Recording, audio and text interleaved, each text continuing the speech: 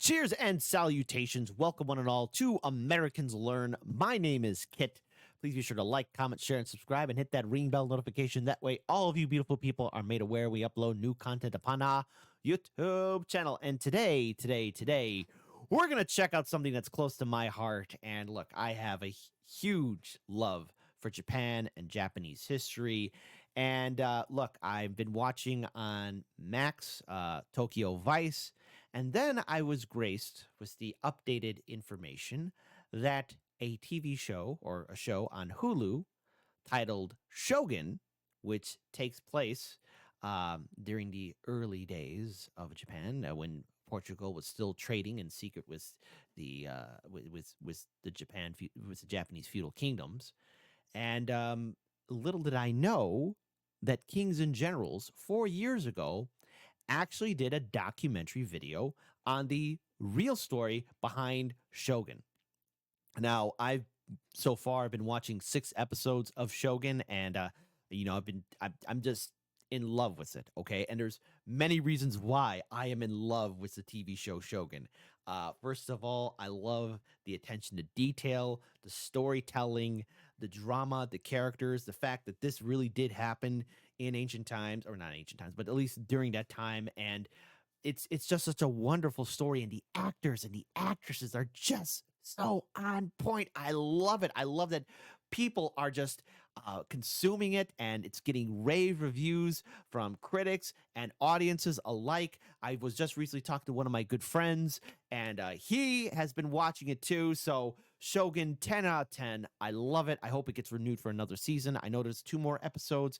Maybe I think it's only 8 episodes, or I hope it's 10 episodes, okay? Because I love it, okay? And also, number 2, I do plan on wanting to go back to Japan, and I do want to visit Osaka. And I was surprised that Shogun took place in Osaka, because we here at Americans Learn, we are from Chicago after all. But Osaka is Chicago's sister city. So, you know, each major city has like a sister city. It's all about economics and trade and diplomacy, all that kind of stuff. But Osaka is Chicago's sister city. So I hope for the privilege one day to once again go back to Japan and visit Osaka. So enough of me talking, enough of me wasting everyone's time. Let's go ahead and pull this video up here. Kings and Generals, the real story behind Shogun TV show, William Adams, English samurai, a gentleman samurai. So let's go ahead and play this video. And please, folks, support the original content creators. It's the right thing to do. It's the one thing to do. And I demand that you do it. So let's go ahead and play this video in a 3, 2, and an uno.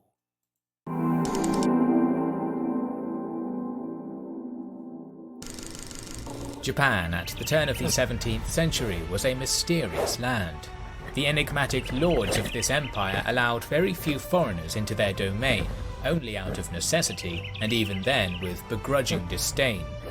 This makes it all the more remarkable to look upon the stories of great individuals from foreign lands who defied the odds, became favoured friends to the great daimyos of Japan, and shaped the history of the land of the rising sun. In our last video we talked about Yasuke, a man from Africa who became a trusted warrior for Oda Nobunaga.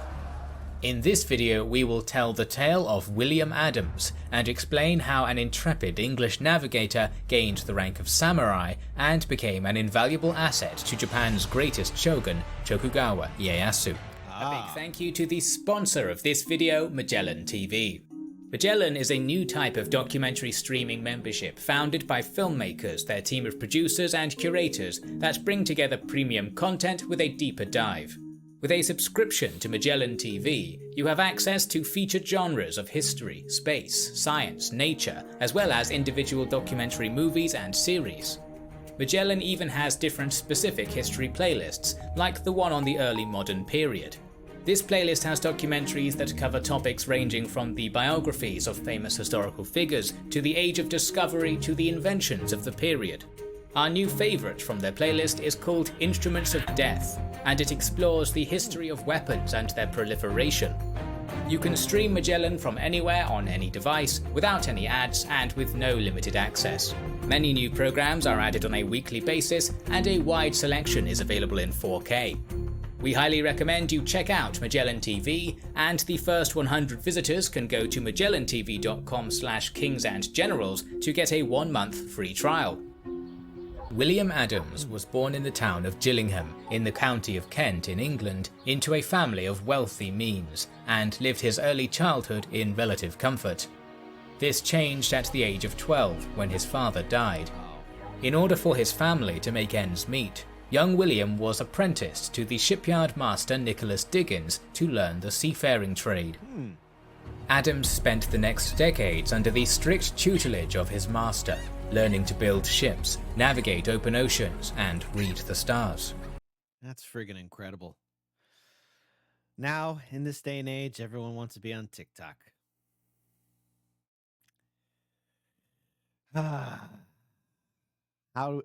And see, here's the thing. How are we going to get in outer space, right? I mean, if the people back then were so dedicated for travel and exploration, like, come on, make the human spirit great again. Can't we do that? Can't that happen? Please? Pretty please? At times, Adams proved to be a rebellious pupil, but a shrewd and fast-learning one. In 1588, a Catholic armada of Spain had come to the shores of England with the intent to subdue the Protestant Britons and depose their queen, Elizabeth I. I don't think so. By this time, Adams was 24 years old and as strong a pilot as anyone. He served in the fleet of the daring Sir Francis Drake, captaining a supply ship amidst the smoke and chaos of battle, defending his island home. By the time Adams reached his 30s, he was a master of the seas and sought to make his fortune. Allured by the prospect of riches in the Orient, Williams travelled to the Netherlands along with his brother Thomas and signed on with a Dutch corporate merchant fleet. The Dutch and the English were allies. Both wished to dismantle the maritime empires of Portugal and Spain so they could take their place as masters of the oceans. The company's mission was to use a stolen Portuguese sea chart and sail through the Pass of Magellan to the southwest coast of South America, plundering any Spanish and Portuguese possessions on the way.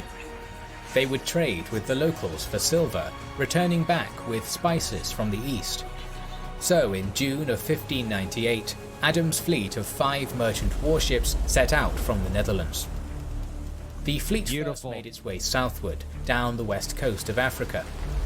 There, a fierce storm separated 2 of the ships from the main fleet, not to be seen again. The rest managed to continue across the Atlantic and made it through Magellan's Pass. By the time they reached the Ecuadorian coast, a 3rd vessel had been blown off course and lost. Only 2 vessels remained now, Hooper and Liefde, which Adams piloted. Trade in the New World went poorly. The crew did not endear themselves to the locals and were attacked. Well, yeah, I mean, come on, you're in someone else's backyard, people.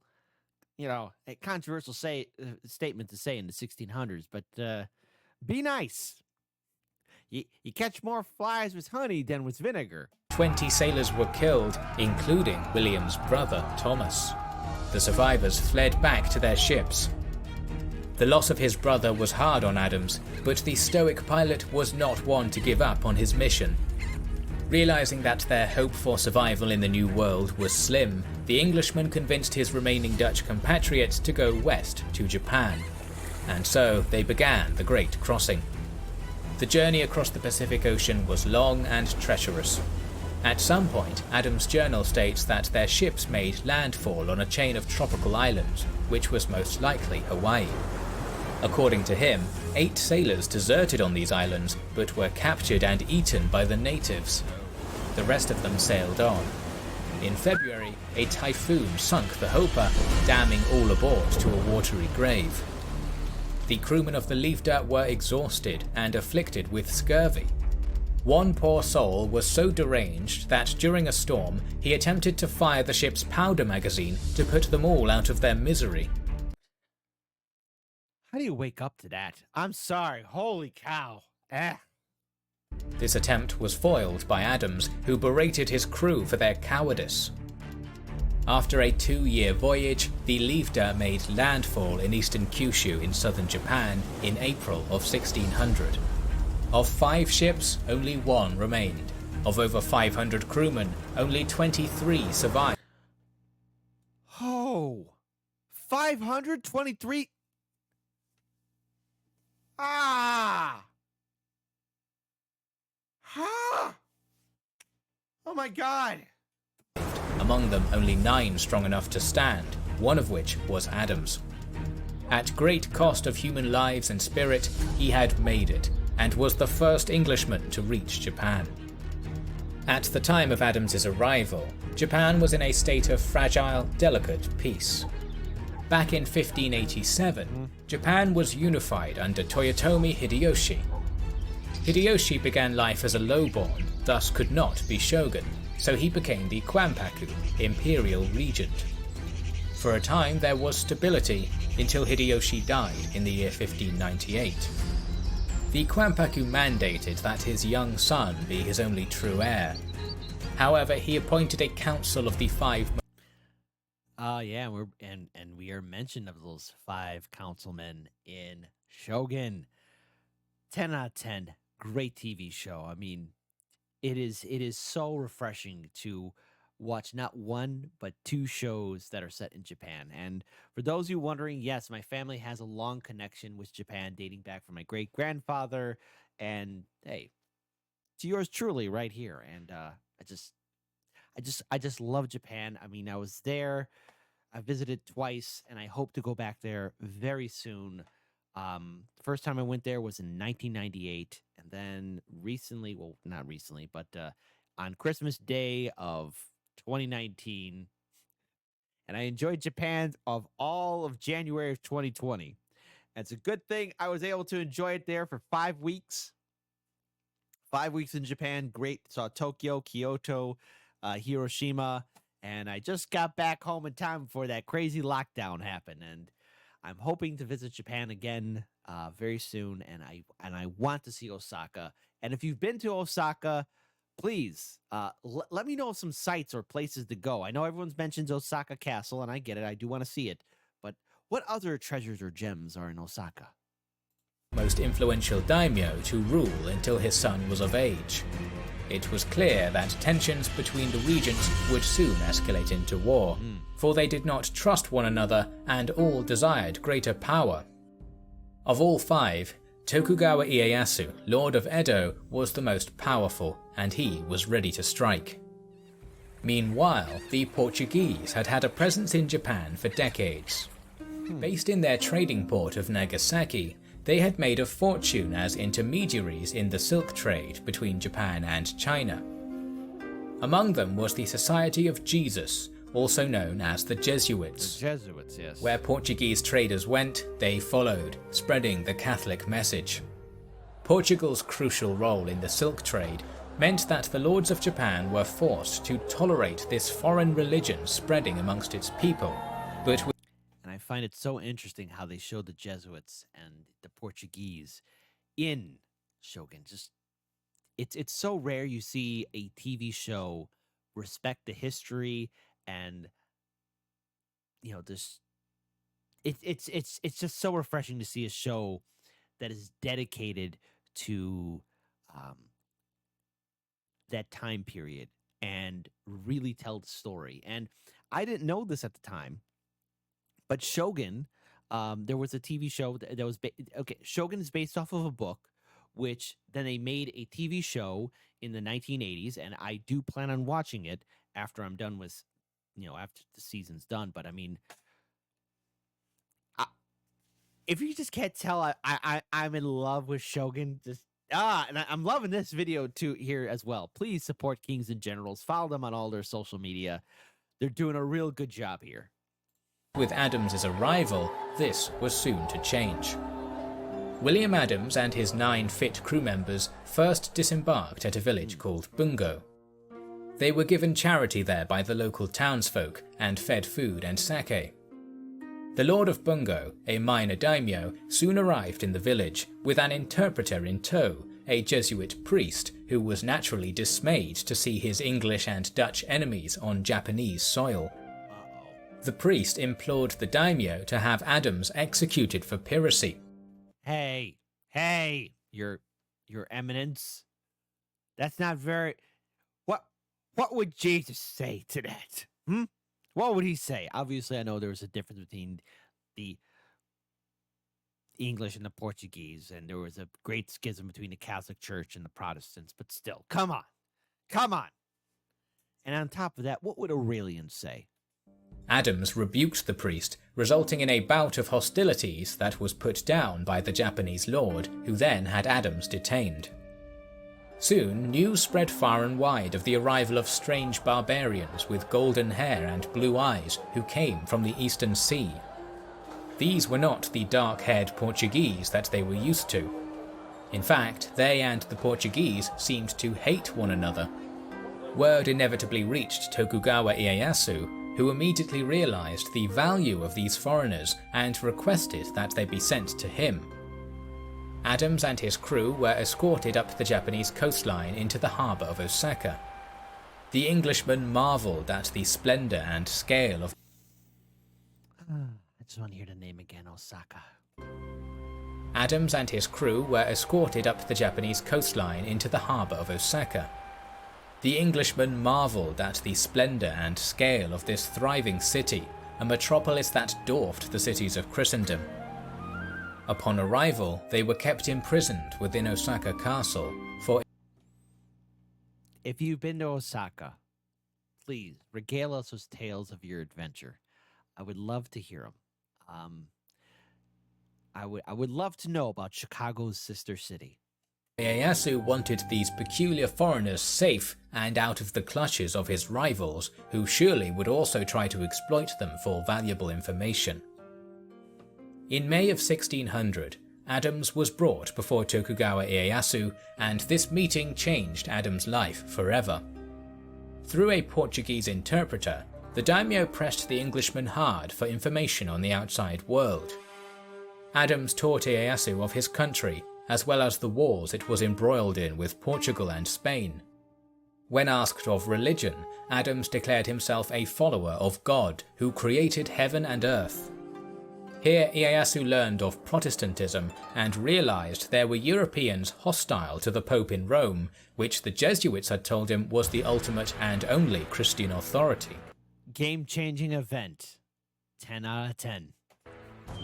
Adams met Ieyasu several more times between May and August of 1600, impressing him with his knowledge of mathematics, navigation and shipbuilding. The more the daimyo spoke to the Englishman, the more he realized that Adams may be the key to smashing the Portuguese monopoly upon Japan and getting rid of Christianity's troubling influence for good. 2 months later, tensions between Ieyasu and his rivals came to a boil, and culminated in the Great Battle of Sekigahara, where Ieyasu destroyed his rival, Ishida Mitsunari. European sources claim that Spoilers. Ieyasu employed the use of the muskets and bronze cannons found aboard the Liefde to break the enemy ranks. In his victory, Ieyasu destroyed the last semblance of support for the Kwampaku-zere. The Tokugawa clan was now the sole power, and Ieyasu assumed a title that had not been used in 30 years, Shogun, a title that would pass through his descendants for 250 years. Until our boy Meiji comes around and everyone realizes, hey, wait a minute, the Emperor is the #1 title. You don't mess with the Emperor, and then would move the capital from Kyoto to a little known place called Edo that would become a small town called Tokyo. You never heard of it. Don't worry about it. As he was now shogun of all Japan, Tokugawa Ieyasu returned his attentions to William Adams. Adams wanted to return home to England. No, baby. He had a wife and child there. You ain't going home. Ieyasu refused to allow him to leave Japanese shores, as he was simply too valuable. Nah, you ain't going. The shogun needed the Englishman's loyalty, and thus gave him the status of samurai.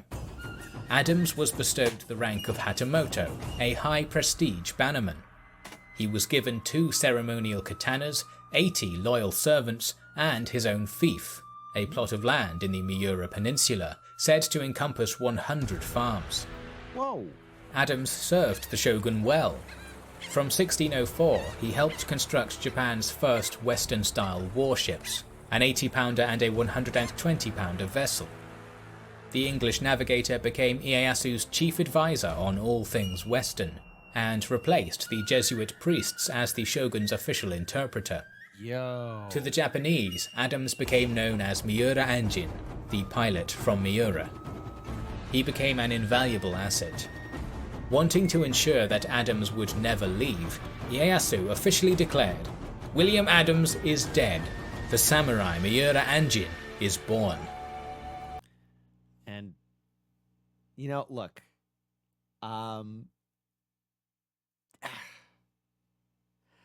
I know Shogun might take some differences here and there, but I mean they're obviously basing off the book and obviously what we saw in the TV show, and you could see some of the similarities there. But I mean, come on, there is no way this is gonna fly under my radar. And I'm a huge fan of history. I don't care.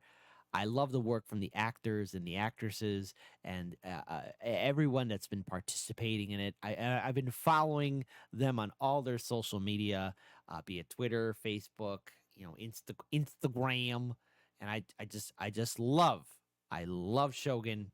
It's just great. Okay, I don't want to hear any criticism. And so the pilot began a new life, taking a Japanese wife named Oyuki and creating a new family with her. In 1609, Adams negotiated on behalf of the Dutch East India Company to set up the first Dutch trading factory in Japan, helping to break the Portuguese monopoly and remove the shogun's dependence on them. Ieyasu preferred the Dutch, for they divorced religion and trade and did not try to convert the Japanese like the Portuguese did. Okay. In 1614, Ieyasu banished all Portuguese Jesuits from Japan and ordered all Catholics in his country to abandon their faith. This decision was made upon Adams's direct counsel. The Englishman had finally managed to expel his enemies from his new homeland. Adams died in the year 1620, survived by his families in England and Japan, both receiving a share of his wealth in his will. In 1633, the grandson of Tokugawa Ieyasu, Iemitsu, closed the borders of Japan to all foreigners. Only the Dutch were permitted to trade at the port of Dejima, largely due to Adams's earlier efforts. There is no telling what may have happened if William Adams and his crew of Dutchmen never landed on Japanese shores. It's possible that the Portuguese trade monopoly may never have been broken, and that the Catholic faith may have spread further and deeper into Japanese territory. It is possible the Tokugawa shogunate may never have closed the country. Either way, the story of William Adams has a lasting legacy in the modern era. In the West, his story was made popular by the author James Clavell, who wrote a fictionalized version of his tale in a book titled Shogun. In the East, a version of Adams is the main character in Team Ninja's AAA franchise, Neo. The brave English adventurer who landed in Japan as a fish out of water and died there as a noble lord is a tale that will endure for years to come.